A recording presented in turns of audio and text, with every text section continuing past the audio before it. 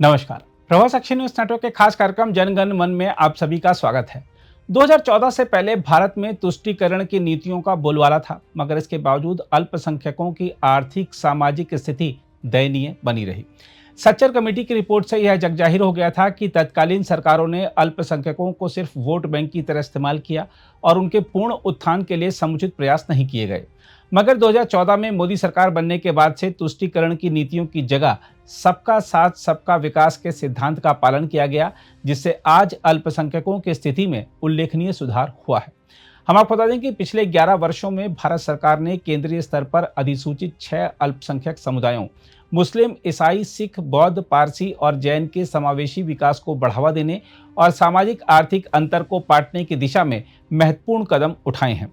सरकारी आंकड़े बताते हैं कि शैक्षिक अवसरों, आर्थिक सशक्तिकरण योजनाओं, सामुदायिक अवसंरचना परियोजनाओं, सांस्कृतिक संरक्षण और डिजिटल सुधारों के मिश्रण के जरिए सतत और न्याय संगत विकास के लिए आधार तैयार किया गया है। देखा जाए तो ये पहलें भारत के सभी अल्पसंख्यक नागरिकों के लिए सम्मान, समान अवसर और समग्र विकास सुनिश्चित करने के प्रति एक दृढ़ प्रतिबद्धता को दर्शाती हैं।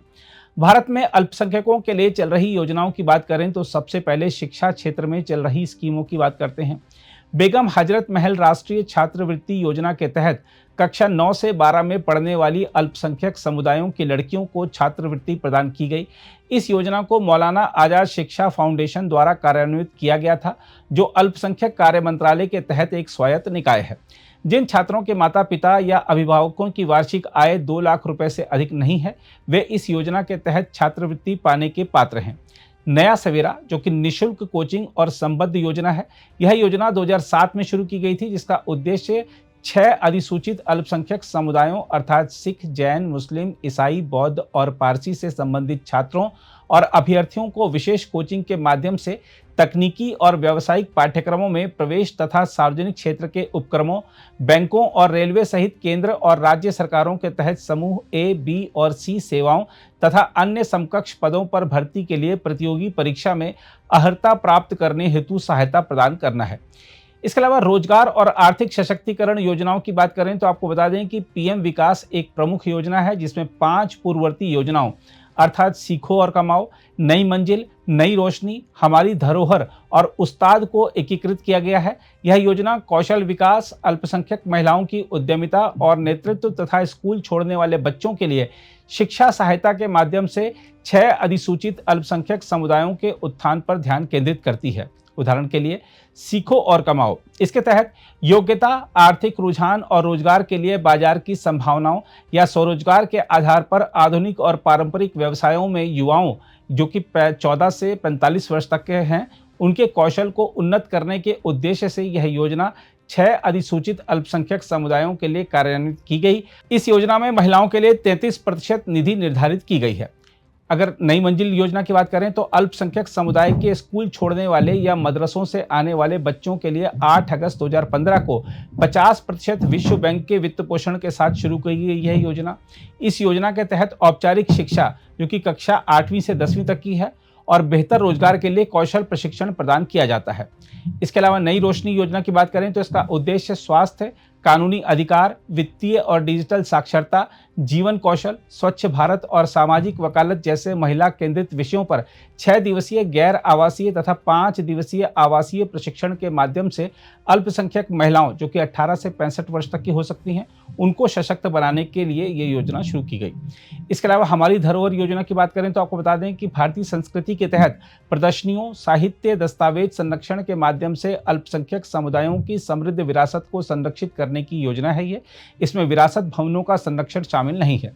इसके अलावा उस्ताद योजना, यह योजना पारंपरिक अल्पसंख्यक कला और शिल्प को संरक्षित करने के लिए 14 मई 2015 को शुरू की गई थी, जिसके तहत कारीगरों के कौशल उन्नयन, दस्तावेजीकरण, मानक निर्धारण, मास्टर कारीगरों द्वारा युवाओं को प्रशिक्षण और बाजार संपर्क विकसित करने पर ध्यान केंद्रित किया जाता है। इस योजना को कौशल विकास और उद्यमिता मंत्रालय के कौशल भारत मिशन के साथ समन्वय में और कौशल भारत पोर्टल के साथ एकीकरण के माध्यम से लागू किया गया है। इसके अलावा राष्ट्रीय अल्पसंख्यक विकास और वित्त निगम संबंधित राज्य सरकार, संघ शासित प्रदेश प्रशासन और केनरा बैंक द्वारा नामित राज्य चैनल एजेंसियों के माध्यम से सावधि ऋण, शिक्षा ऋण, विरासत योजना और सूक्ष्म वित्त योजना से जुड़ी अपनी योजनाओं के तहत स्वरोजगार आय सृजन गतिविधियों के लिए अधिसूचित अल्पसंख्यकों के पिछड़े वर्गों को रियायती ऋण प्रदान करता है। इसका उद्देश्य अल्पसंख्यकों के पिछड़े वर्गों के सामाजिक आर्थिक विकास हेतु स्वरोजगार और आय सृजन गतिविधियों के लिए रियायती ऋण प्रदान करना है। इसके अलावा केंद्र प्रायोजित योजना CSS PMJVK एक क्षेत्र विकास कार्यक्रम है, जिसके तहत पहचान किए गए क्षेत्रों में सामुदायिक अवसंरचना और बुनियादी सुविधाओं का निर्माण किया जा रहा है।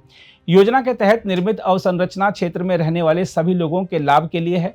वित्त वर्ष 2023 से PMJVK योजना को एक समर्पित पोर्टल के माध्यम से ऑनलाइन निगरानी के साथ पूरी तरह से डिजिटल कर दिया गया, जिससे पारदर्शिता और दक्षता बढ़ी है। वित्त वर्ष 2023-24 में MoMA ने अभिनव अवसंरचना पहलों के माध्यम से अल्पसंख्यक संस्कृतियों को संरक्षित करने के लिए PMJVK के तहत नई परियोजनाओं को मंजूरी भी दी।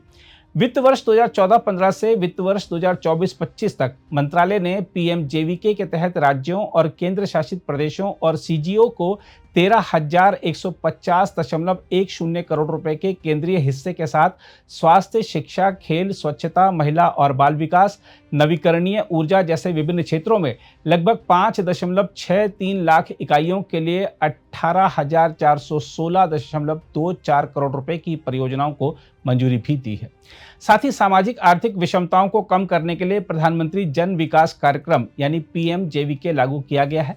देश के 32 राज्यों और केंद्र शासित प्रदेशों के 308 जिलों में चिन्हित 1300 क्षेत्रों को PMJVK के तहत कवर किया गया है, जिनमें अल्पसंख्यकों की घनी आबादी वाले 870 ब्लॉक और अल्पसंख्यकों की घनी आबादी वाले 321 शहर और अल्पसंख्यकों की घनी आबादी वाले 109 जिला मुख्यालय शामिल हैं।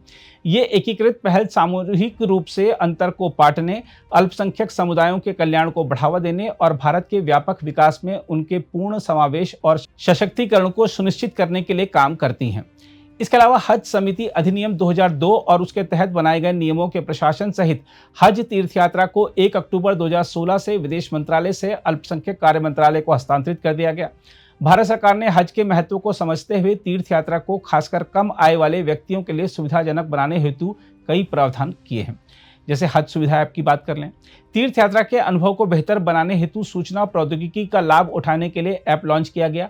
तीर्थयात्री प्रशिक्षण सामग्री, आवास और उड़ान विवरण, सामान की जानकारी, आपातकालीन हेल्पलाइन, शिकायत निवारण, फीडबैक, भाषा अनुवाद और तीर्थयात्रा से संबंधित विविध जानकारी प्राप्त करने के लिए ऐप का उपयोग कर सकते हैं। इसके अलावा हज वॉकथॉन की बात करें तो दिल्ली राज्य हज समिति द्वारा आयोजित इस कार्यक्रम में पवित्र हज यात्रा की तैयारी कर रहे तीर्थयात्रियों के लिए फिटनेस के महत्व पर प्रकाश डाला जाता है।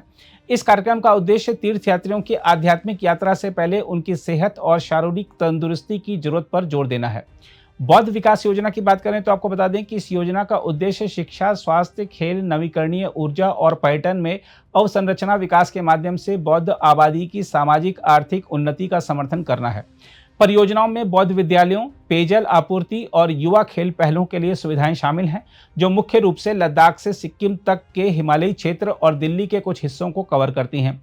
इस योजना के तहत सिक्किम, हिमाचल प्रदेश, अरुणाचल प्रदेश, उत्तराखंड, लद्दाख और दिल्ली विश्वविद्यालय और केंद्रीय हिमालयी संस्कृति अध्ययन संस्थान और केंद्रीय बौद्ध अध्ययन संस्थान जैसे संस्थानों के लिए 300.17 करोड़ रुपए की परियोजनाओं को मंजूरी दी गई है। ये संस्थाएं CIBS केंद्रित होंगी तथा केंद्र व शाखा मॉडल के साथ प्रमुख कार्यान्वयन और पर्यवेक्षण एजेंसियों के रूप में काम करेंगी। इसके अलावा कौमी वक्फ बोर्ड तरक्की योजना और शहरी वक्फ संपत्ति विकास योजनाएं राज्य वक्फ बोर्डों को स्वचालित बनाने और आधुनिकीकरण के लिए हैं। कौमी वक्फ बोर्ड तरक्की योजना के तहत वक्फ संपत्तियों के रिकॉर्ड को कंप्यूटरीकृत और डिजिटल बनाने और वक्फ बोर्डों के प्रशासन को बेहतर बनाने के संदर्भ में जनशक्ति की तैनाती के लिए राज्य वक्फ बोर्डों को CWC के माध्यम से सरकारी अनुदान सहायता प्रदान की जाती है। शहरी वक्फ संपत्ति विकास योजना के तहत वक्फ संपत्तियों पर व्यावसायिक रूप से व्यवहारिक परियोजनाएं विकसित करने के लिए वक्फ बोर्डों, वक्फ संस्थानों को ब्याज मुक्त ऋण के आगे वितरण के लिए CWC को GIA प्रदान किया जाता है। इसके अलावा सरकार जियो पारसी योजना चला रही है। पारसी समुदाय की जनसंख्या में गिरावट को रोकने के लिए एक अनूठी केंद्रीय क्षेत्र की यह योजना है। यह योजना 2013-14 में शुरू की गई थी। इसका उद्देश्य भारत में पारसी आबादी को स्थिर बनाने के लिए वैज्ञानिक प्रोटोकॉल और संरचित कार्यक्रमों को अपनाकर पारसी आबादी की घटती प्रवृत्ति को विपरीत करना है। हम आपको बता दें कि अपनी स्थापना के बाद से इस योजना ने 31 मार्च 2024 तक 400 से अधिक पारसी बच्चों के जन्म में योगदान दिया है। इसके अलावा वक्फ संशोधन अधिनियम 2025 को 8 अप्रैल 2025 को अधिसूचित किया गया था, जिसका उद्देश्य वक्फ संपत्तियों के प्रबंधन और प्रशासन से जुड़ी समस्याओं का समाधान करना है। संशोधन अधिनियम भारत में वक्फ संपत्तियों के प्रबंधन को आधुनिक बनाने की दिशा में एक महत्वपूर्ण कदम है। इसमें पारदर्शिता और जवाबदेही के लिए मजबूत कानूनी प्रावधान हैं और कुशल संपत्ति लेखा परीक्षा और निगरानी के लिए डिजिटल उपकरणों को अपनाने की बात कही गई है। इन सुधारों का उद्देश्य वक्फ संपत्तियों को दुरुपयोग से बचाना तथा यह सुनिश्चित करना है कि वे अपनी इच्छित धार्मिक और धर्मार्थ उद्देश्यों की पूर्ति करें और वैश्विक सर्वोत्तम प्रथाओं के साथ बेहतर प्रशासन के माध्यम से मुस्लिम समुदाय को सशक्त बनाएं। वक्फ संशोधन अधिनियम 2025 का उद्देश्य वक्फ संपत्तियों के प्रबंधन में समस्याओं को हल करने के लिए वक्फ अधिनियम 1995 को अपडेट बनाना है। हम आपको यही बता दें कि 6 जून 2025 को अल्पसंख्यक कार्य मंत्रालय ने वक्फ संपत्तियों को वास्तविक समय पर अपलोड करने, सत्यापन करने और निगरानी करने के लिए एक केंद्रीकृत डिजिटल प्लेटफॉर्म उम्मीद सेंट्रल पोर्टल लॉन्च किया है। उम्मीद सेंट्रल पोर्टल एकीकृत वक्फ प्रबंधन, सशक्तिकरण, दक्षता और विकास अधिनियम 1995 का संक्षिप्त रूप है, जो वक्फ संपत्तियों को वास्तविक समय पर अपलोड करने, सत्यापन करने और निगरानी करने के लिए एक केंद्रीकृत डिजिटल प्लेटफॉर्म के रूप में काम करेगा। अधिक पारदर्शिता, जवाबदेही और सार्वजनिक भागीदारी की पेशकश के साथ इस पोर्टल से भारत भर में वक्फ संपत्तियों के प्रशासन में व्यापक बदलाव आने की उम्मीद है। इसके अलावा अल्पसंख्यक कार्य मंत्रालय पूरे भारत से अल्पसंख्यक कारीगरों को एक साथ लाने के लिए लोक संवर्धन पर्व का आयोजन करता है। यह मंच कारीगरों को अपनी स्वदेशी कला, शिल्प और समृद्ध सांस्कृतिक विरासत को प्रदर्शित करने का एक अनूठा अवसर प्रदान करता है। इस कार्यक्रम को न केवल अल्पसंख्यक समुदायों की परंपराओं को बढ़ावा देने के लिए, बल्कि कारीगरों के लिए एक अभिनव और उद्यमशील वातावरण को प्रोत्साहन देने के लिए भी डिजाइन किया गया है। हम आपको बता दें कि विपणन, निर्यात, ऑनलाइन व्यापार, डिजिटल, जीएसटी और बिक्री जैसे क्षेत्रों में उनके कौशल को बढ़ाने के लिए मंत्रालय द्वारा हस्तशिल्प निर्यात संवर्धन परिषद के समर्थन से कार्यशालाएं आयोजित की जाती हैं, ताकि उनकी प्रतिभा को सशक्त बनाने के लिए एक समग्र दृष्टिकोण सुनिश्चित किया जा सके। इसके अलावा मंत्रालय ने दिल्ली सिख गुरुद्वारा प्रबंधन समिति के सहयोग से सिख भाषाई और सांस्कृतिक विरासत को संरक्षित करने के लिए दिल्ली विश्वविद्यालय के खालसा कॉलेज में गुरुमुखी लिपि के केंद्र के लिए 25 करोड़ रुपए की सैद्धांतिक मंजूरी दी है। इसके अलावा पारसी विरासत को संरक्षित करने के लिए मुंबई विश्वविद्यालय में अवेस्ता पहलवी अध्ययन केंद्र के लिए 11.17 करोड़ रुपए मंजूर किए गए। इसके अलावा मुंबई विश्वविद्यालय के साथ 11.17 करोड़ रुपए की अवेस्ता पहलवी परियोजना और केंद्रीय हिमालयी संस्कृति अध्ययन संस्थान के साथ 40 करोड़ रुपए के अवसंरचना विकास के लिए 2 समझौता ज्ञापनों पर हस्ताक्षर किए गए। इसके अलावा मंत्रालय ने जैन समुदाय के लिए 2 परियोजनाओं DAVV इंदौर में जैन अध्ययन केंद्र और गुजरात विश्वविद्यालय में जैन पांडुलिपि विज्ञान केंद्र को सैद्धांतिक मंजूरी दे दी है, जिसकी कुल अनुमानित लागत 65 करोड़ रुपए है। बहरहाल पिछले 11 वर्षों में भारत सरकार ने लक्षित शैक्षिक, आर्थिक और अवसंरचना निर्माण कार्यक्रमों के माध्यम से अल्पसंख्यक समुदायों के उत्थान में महत्वपूर्ण प्रगति की है। छात्रवृत्ति सहायता, डिजिटल सुधार और विरासत संरक्षण सहित विशिष्ट आवश्यकताओं के लिए समर्पित योजनाओं और विशेष पहलों के साथ अल्पसंख्यक कार्य मंत्रालय ने समावेश और सशक्तिकरण को बढ़ावा दिया है। हाल के विधायी संशोधन और डिजिटलीकरण प्रयास जैसे उम्मीद पोर्टल प्रशासन में पारदर्शिता व दक्षता को और मजबूत करते हैं। सामूहिक रूप से ये निरंतर प्रयास समान अवसर को बढ़ावा देने, विविधता का जश्न मनाने और यह सुनिश्चित करने के लिए एक मजबूत राष्ट्रीय प्रतिबद्धता को प्रतिबिंबित करते हैं कि अल्पसंख्यक समुदाय भारत की विकास यात्रा में सक्रिय भूमिका निभाए। अगर आप भी लेना चाहते हैं देश दुनिया की तमाम जानकारी, तो आज ही सब्सक्राइब करें हमारे चैनल को। साथ ही नीचे दिए बेल आइकन को जरूर दबाएं ताकि हर अपडेट आप तक पहुंच सके।